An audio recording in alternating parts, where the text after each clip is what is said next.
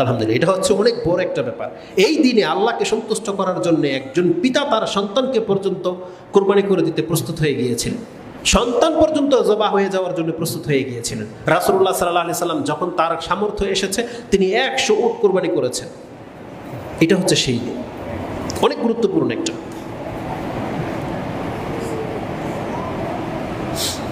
তো এটা হচ্ছে হজ্জে আকবর এবং এটাই হচ্ছে আজিম দিন। ইয়ামুন নাহার বা কুরবানির দিনের আমল সম্পর্কে আমরা যেটা আপনার কাছে বলবো, আমাদেরকে কুরবানির দিনের সব থেকে বড় কাজ কি বলেন তো দেখি? আমাদের জন্য যারা হজে যায় নেই, কুরবানির দিনে আমাদের জন্য সব থেকে বড় কাজ কি? হ্যাঁ, ঈদের সালাত। সেটা কি বলেন? ঈদের সালাত। এটা হচ্ছে ঈদের দিনের সব থেকে বড় কাজ, ঈদের সালাত। তারপরেই বড় কাজ কি? কুরবানি করা। এই দুইটা হচ্ছে ঈদের দিনের সব থেকে বড় কাজ। প্রথমে ঈদের সালাত, কারণ ঈদের সালাত সবাই পড়বে, সে কুরবানি দেখ আর নাই দেখ, এই জন্য এটা সব মুসলিম পড়ে।